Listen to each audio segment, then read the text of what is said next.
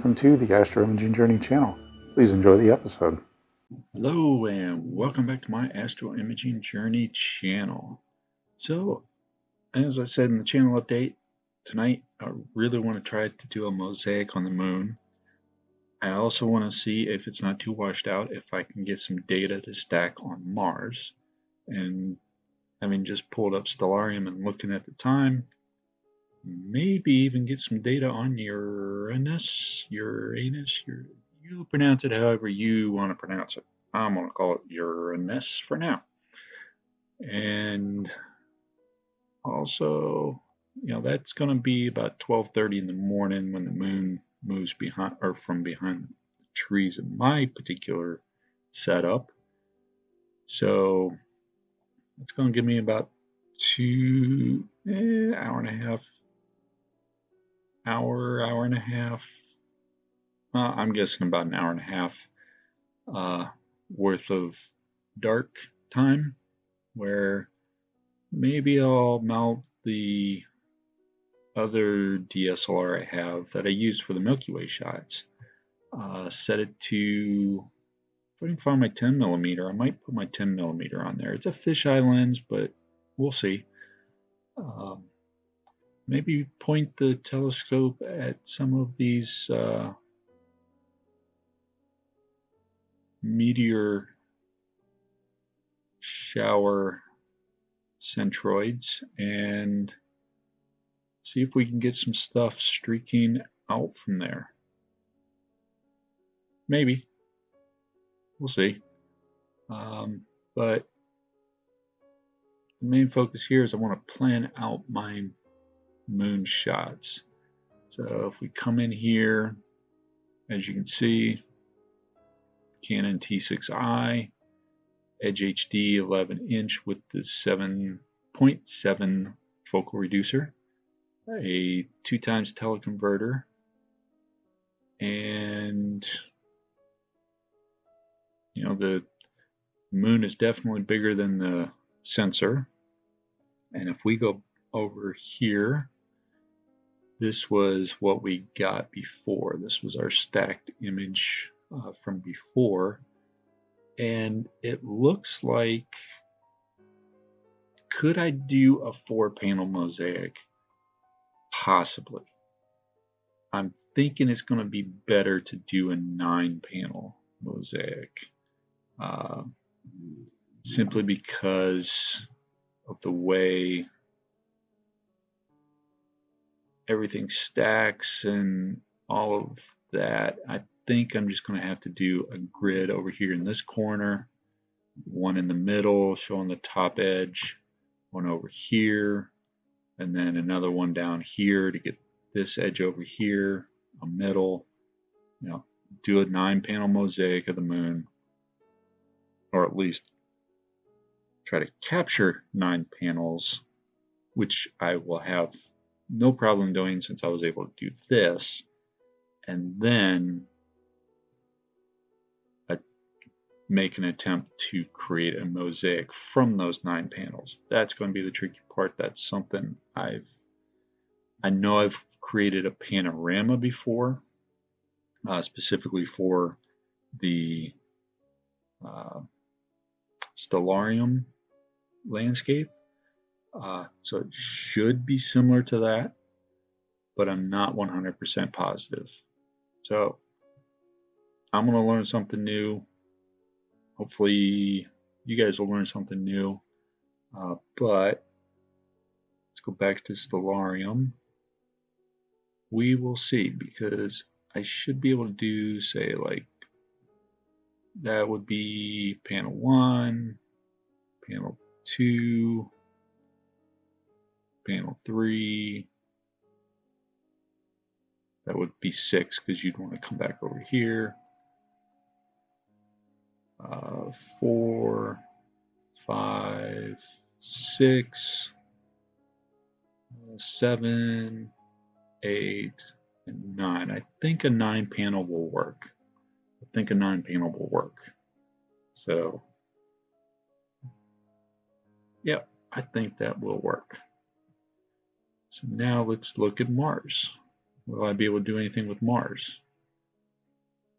As we can see, it's a little small with this particular setup, but as we saw with Jupiter and Saturn, using backyard EOS, we can do a 5x zoom, which will bring us to this view, and now it's a little bit more prominent in the frame, as well as a couple of the moons of Mars. So hopefully we will be able to get some good data on that as well. And now let's scroll out. Will we be able to get Uranus? Let's fast forward. What time does that move out from behind the trees? Looks to be a little bit after 1 o'clock, so definitely chances are if I start around 12:30 on the moon, probably take me till about 1 o'clock to get everything right. Another, say, 5 to 15 minutes from Mars. So yeah, Mars will definitely be outside, or excuse me, Uranus will definitely be visible and not behind the trees. And we're still on our 5x zoom in backyard EOS, and that's going to be pretty faint. It's going to be pretty faint, pretty small. I don't know if we'll be able to see it, but we're going to try. We are going to try. So that'll be after 1 o'clock. So the next video hopefully will be, well, hopefully it'll be that I get to capture these 3 objects, and yeah, we'll see how that works out for us. So anyways, I'm gonna say that's it for this video. Just a little recap of what I'm trying to do here. I just wanted to double check with Stellarium. Moon's going to be about 90% illuminated. That's going to create a nice little shadow on the backside. And I kind of like that myself. I kind of like having that shadow. Let's go back over here to this image here. And actually, let me pull up this one. See, I like having that shadow there. And you know, it just creates a more dynamic image, in my opinion. The full disk, full moon, yes, everybody loves that. But me personally, I kind of like having that little bit of shadow. So I think 90% might give me something that I'm going to like. Make it a little bit more dynamic.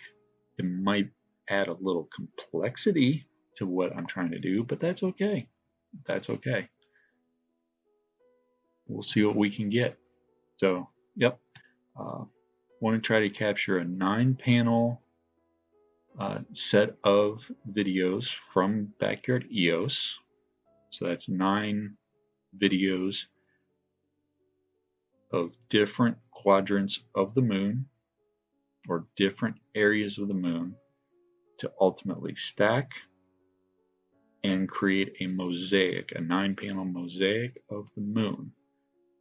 And then after that, I want to try to capture Mars and then Uranus as well, if possible. I'm pretty positive I'll be able to get Mars. Uranus is going to be, maybe that's going to be a little bit trickier. But in the next video, we will take care of making our attempts, and we will find out what data I'm able to collect and on which targets. And then after that, we'll stack the data we got and create our images. So that, I'm going to say thanks everybody for watching. Hope, it was just a little planning thing I just wanted to throw together real quick and share with you guys. So I hope you enjoyed it. Please stay safe and healthy out there. As always, clear skies and have a good one. Thank you for watching yet another video from the Astrometry Journey channel. Really appreciate your viewership. In our upper right, we have the latest video we've uploaded. In our lower right, we have what YouTube might think you would enjoy. And in the lower left is our subscription button. Please like this video, subscribe if you so choose. As always, clear skies, have a good one, and remember Duke.